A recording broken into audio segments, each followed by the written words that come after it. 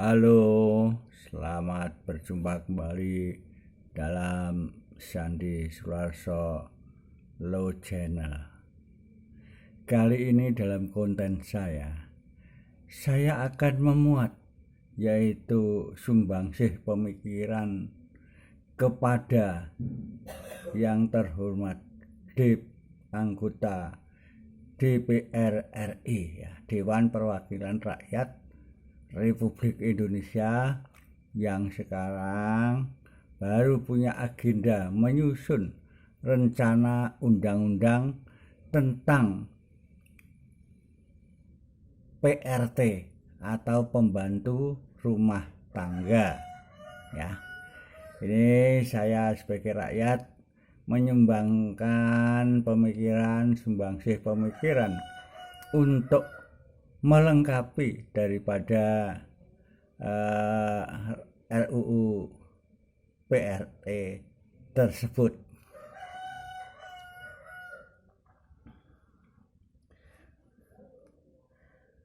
Masukan saya ini adalah untuk aturan hukum tentang pembantu rumah tangga yang selama ini tidak pernah terjangkau oleh hukum. Pengaturan tentang pembantu rumah tangga dan asisten pembantu rumah tangga, tidak pernah ada aturan hukum yang pasti untuk mereka, ya. Mereka juga perlu dilindungi dalam pekerjaan mereka, ya. Kadangkala mereka bekerja yang luar biasa, bisa 24 jam berturut-turut mereka ada di tempat yang mengerjakan pekerjaan rumah tangga tersebut. Nah, ini belum ada aturan-aturan yang baku untuk mereka yang disusun oleh DPR RI yang sampai sekarang belum selesai. Menurut saya, yang perlu dimasukkan di dalam rencana undang-undang PRT yang pertama yaitu pengertian, ya. Pengertian nanti akan saya sampaikan. Yang pertama yaitu pengertian tentang pembantu rumah tangga. Ini pengertiannya harus fix dulu, ya. Kemudian yang kedua, pengertian tentang asisten rumah tangga, ya. Ini saya melihat dalam konsepnya sudah ada, namun saya menegaskan lagi itu perlu dimasukkan dalam pengertian yang baku, ya. Karena antara PRT dan asisten rumah tangga ini perlu dibedakan, karena PRT biasanya menginap, diberi tempat tinggal di rumah tangga. Kalau asisten rumah tangga misalnya perawat, dia pulang sesuai jam kerja, sore dia pulang misalnya jam 4, ya. Selanjutnya yang perlu dimasukkan dalam pengertian yaitu pengertian tentang upah lembur, yaitu PRT ini batas kerjanya bagaimana, terus dihitung upah lemburnya bagaimana. Ini harus jelas, ya. Misalnya jam kerja 7 jam sehari, misalnya 7 jam sehari, ya. Istirahat 1 jam, misalnya masuk jam 8 pagi, 4 jam kemudian istirahat, jam 12 sampai jam 1 istirahat 1 jam. Kemudian kurang 3 jam, berarti sampai jam 4 sore, jam 1 tambah 3 jadi 4. Jadi sampai jam 4 sore kerjanya. Setelah itu selesai. Nah, ini harus istirahat si WRT tersebut. Nah, ini kalau lebih dari jam 4 sore, jam 16, ini harus dihitung overtime, waktu yang lebih, yaitu dihitung upah lembur. Nah, ini harus diatur di dalam undang-undang tentang PRT ini, ya. Itu penting sekali karena upah lembur kelebihan waktu Ya, jam kerja misalnya diatur, bukan misalnya, nanti harus diatur jam kerja ini sehari itu 7 jam sehari. Istirahat setiap 4 jam sekali, diberi istirahat 1 jam. Ya. Selanjutnya, pengertian istirahat kerja PRT. Ini perlu diatur pengertian istirahat kerja tentang pembantu rumah tangga. Nah, selanjutnya pengertian mengenai makan, ya, makan terhadap PRT, karena makan ini penting, setiap manusia harus makan, ya. Jam kerja sehari bisa 3 kali, sarapan, makan siang, dan makan malam. Ini perlu pengertian-pengertian yang perlu dibakukan dalam undang-undang PRT ini, ya. Mereka harus mendapatkan hak untuk mendapatkan makan sehari 3 kali, ya. Juga istirahat. Selanjutnya yang perlu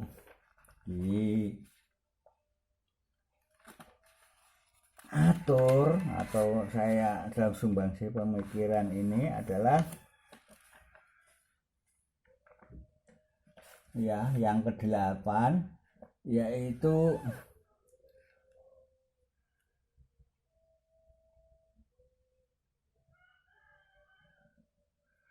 perlu diatur juga, yaitu tentang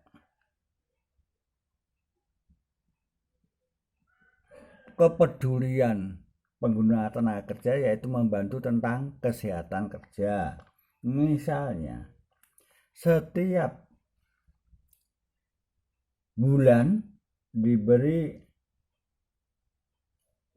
tambahan untuk kesehatan 20.000. Ya, ini nanti perlu diatur dalam undang-undang kerja ataupun dalam peraturan pemerintahnya. Nanti undang-undang kerja keluar, perlu diatur oleh PP yang sangat rinci, ya. Selanjutnya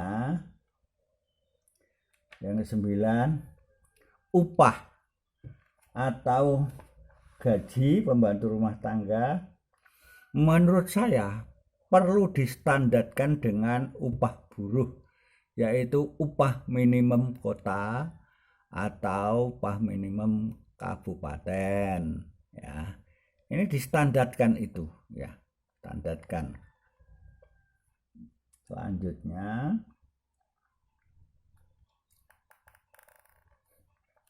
upah lembur atau overtime, kelebihan jam kerja, ya, yaitu setelah jam 4 sore itu kelebihan jam kerja overtime setelah jam 16, ya.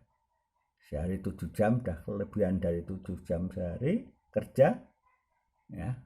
Harus dihitung upah lembur, ya. Dalam upah lembur ini perlu nanti diatur secara rinci juga nanti dalam PP, peraturan pemerintah tentang pelaksanaan daripada undang-undang PRT ini. Jadi perlu diatur lebih lanjut dalam PP, ya. Selanjutnya telah diatur dalam peraturan pemerintah, di sini adalah di bawah presiden membuat peraturan pemerintah, ya. Selanjutnya jam kerja. Jam kerja ini perlu diatur dalam undang-undang PRT. Sehari itu berapa jam kerja PRT? Menurut saya 7 jam sehari. Setiap 4 jam kerja harus diberi istirahat 1 jam. Dari jam 8 masuk kerja, jam 12 istirahat 4 jam. Istirahat bisa makan maupun untuk sholat kalau yang beragama Islam. Selanjutnya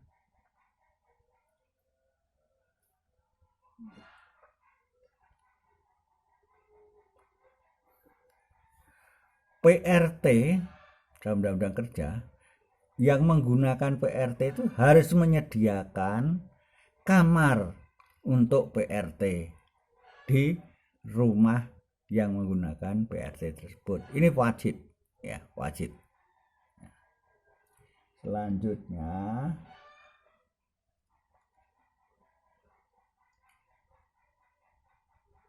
kalau asisten rumah tangga ini dia kerja 7 jam sehari, dia pulang tidak tinggal di rumah yang menggunakan asisten rumah tangga. Kalau tadi PRT diberi tempat tinggal, ya, kamar, beri kamar untuk tempat tinggal di rumah tersebut. Selanjutnya, untuk yang beragama Islam perlu diatur juga toleransi bagi yang beragama, yaitu bisa untuk Jumatan tiap hari Jumat, ya, jam 11 misalnya sampai jam 1, ya, itu diberi free untuk melakukan sholat Jumat, ya. Bagi yang agama yang lain, misalnya agama Kristen, mereka diberi hak untuk melakukan sembahyang di gereja, ya, tiap hari Minggu atau hari besar. Ini diatur dalam Undang-Undang Kerja tersebut, ya. Selanjutnya,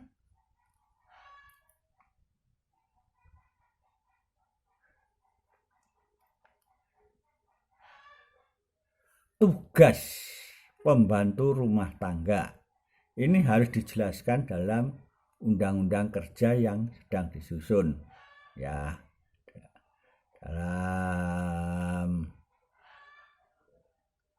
penyusunan Undang-Undang Kerja, ya. Tugas pembantu rumah tangga harus clear, harus jelas. Menurut saya itu ada 3 yang wajib, yaitu yang pertama mencuci, ya, tugas PRT di situ adalah mencuci, ya, mencuci pakaian, segala perabot di rumah tangga itu, ya, yang mencuci pakaian. Ini harus dijelaskan dalam Undang-Undang Pembantu Rumah Tangga ini, dalam rencana Undang-Undang PRT ini. Kemudian setrika, ya, setrika dari hasil cucian tadi sudah dikeringkan, kemudian sudah kering disetrika, ya, tugasnya pembantu rumah tangga. Kemudian yang ketiga, bersih-bersih di rumah dan pekarangan yang menggunakan pembantu rumah tangga. Jadi ada 3 itu menurut saya, 3 hal itu dimasukkan dalam Undang-Undang rencana Undang-Undang PRT, ya. Nanti untuk lebih rincinya diatur dalam peraturan pemerintah, ya. Selanjutnya 17, asisten rumah tangga, ya. Asisten rumah tangga ini bisa perawat, ya, yang di situ, atau baby sister, ya. Tugasnya merawat bayi, baby sister. Perawat bisa merawat manula atau merawat orang sakit dan sebagainya. Dia jam kerja sampai tetap 7 jam sehari, dia habis 7 jam sehari boleh pulang, tidak nginep di situ, ya, tidak nginep di tempat yang memakai tenaga kerja tersebut. Selanjutnya,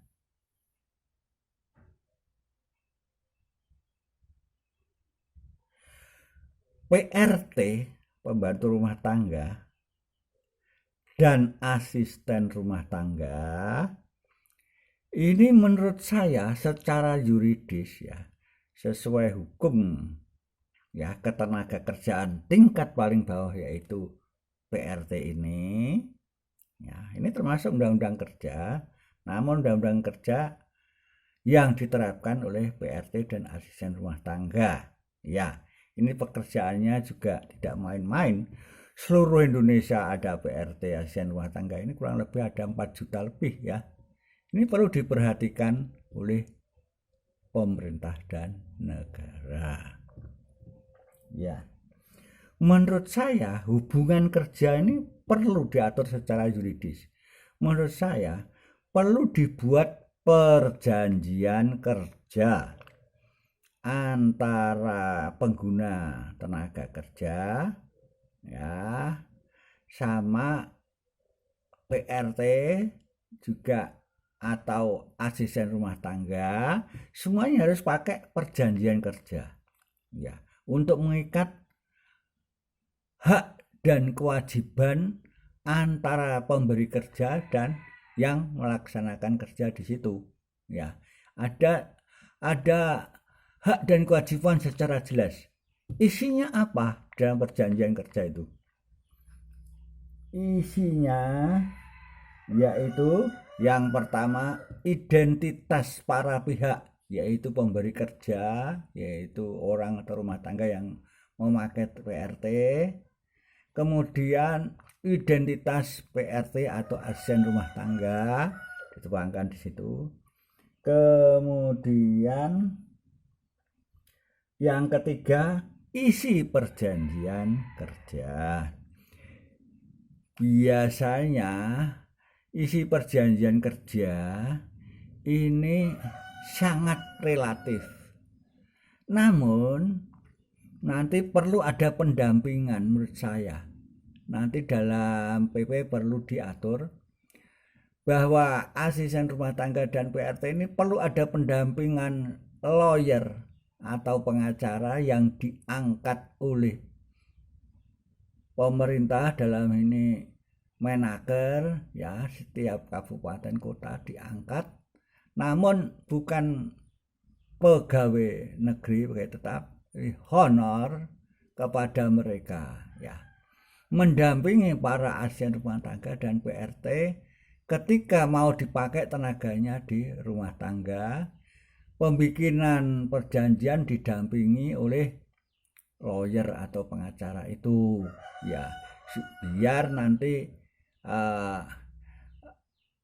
asisten rumah tangga maupun PRT tidak keliru dalam membuat perjanjian kerja. Di dalam perjanjian kerja itu hak dan kewajiban antara mereka PRT atau asisten rumah tangga dan pengguna kerja. Hak dan kewajibannya harus jelas ya.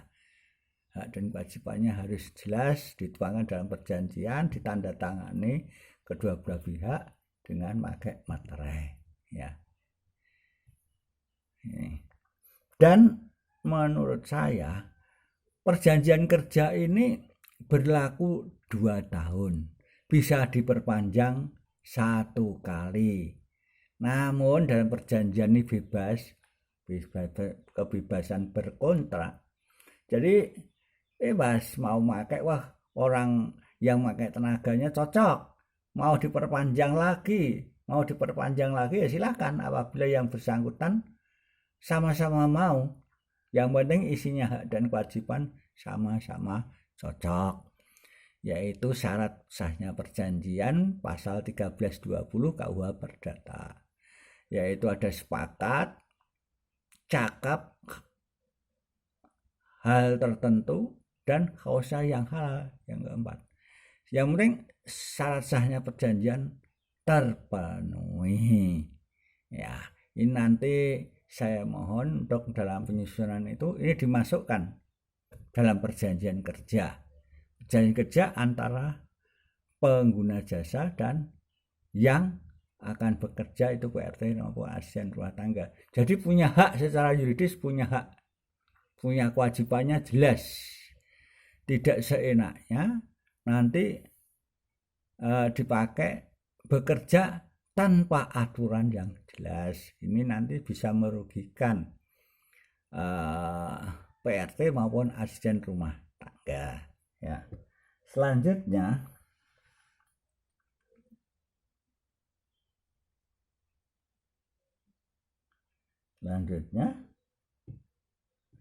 setelah dibuatkan perjanjian kerja bekerja dan setiap pengguna jasa PRT atau asisten rumah tangga harus tercatat di Disnaker setempat.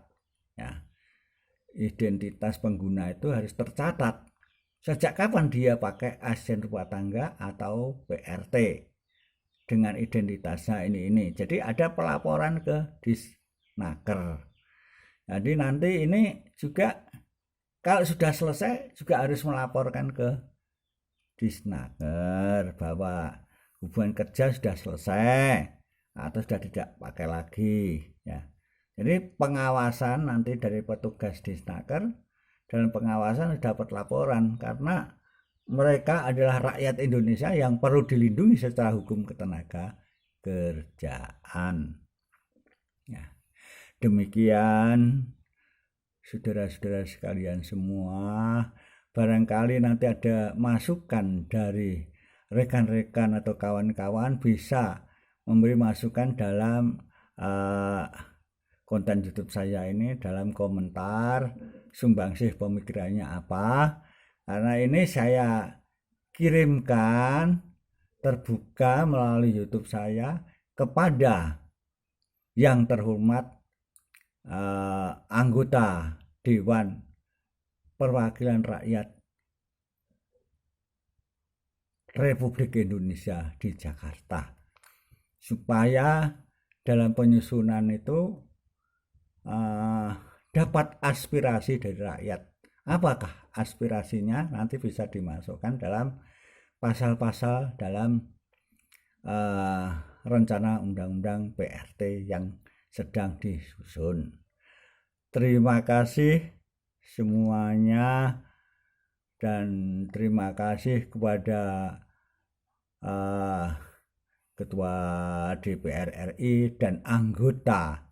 Semoga masukan saya ini dapat bermanfaat dalam penyusunan rencana undang-undang pembantu rumah tangga.